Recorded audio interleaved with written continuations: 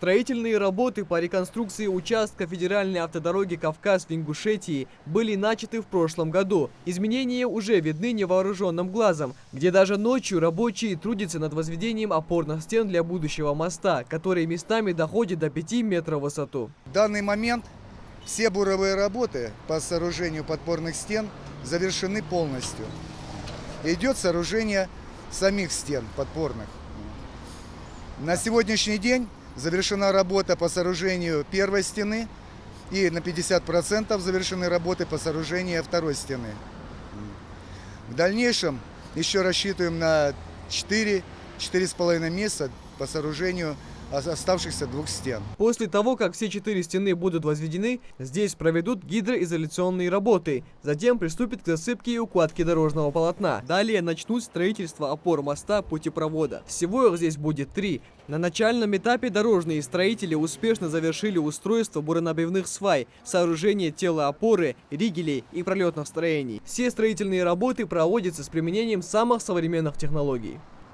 Все эти технологии рассчитаны на увеличение срока службы, на увеличение качества работ и уменьшить трудозатраты на сооружение такого сложного технического сооружения. Масштабные преобразования подразумевают привлечение к работам большого числа тяжелой техники и несколько десятков рабочих на каждом из строительных участков. В связи с этим в некоторых местах дорога заметно сужается, соответственно замедляется поток машин, создавая при этом большие пробки.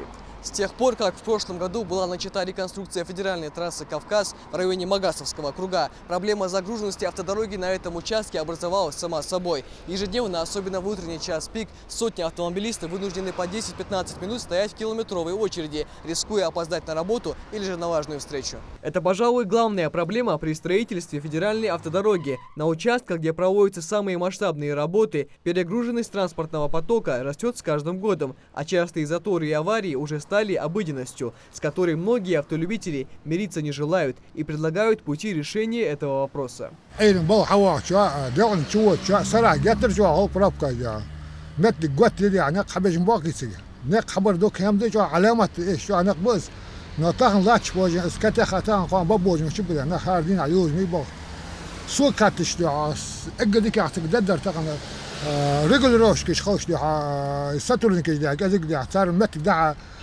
نيش خوش دي مصدي تاع غلاد وخضر ديك غادي انا حوز بروب كاز ياخذ غير شخ غادي انا غادي ياخذ ببرتك عن خات سون دي ني تعوض رجلي روشكش 10 ديالش قولي بيتافنا نديك عيات فيدرال ترانسبورت ترانسبورت مغرب بوت حاخذ بوت اشتغلي كوسكاي من ضايع وتحدي ما بولي من ابتمال وريان الله الله تحدي بعض درس جو ناغا بريمي بول دي بيت دويتش نحطوا بروبلم بولتيش برينا ما قال حجم غير تبهم الله نخ أنا ذا أنا أشغل حاجة شو ستة خلين بوشين خلص إيه ما ذا.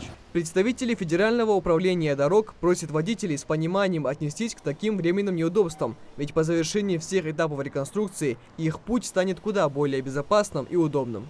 По окончанию этих работ и завершению устройства этого путепровода, который рассчитан на строительство на 2 года, здесь будет двухуровневая развязка.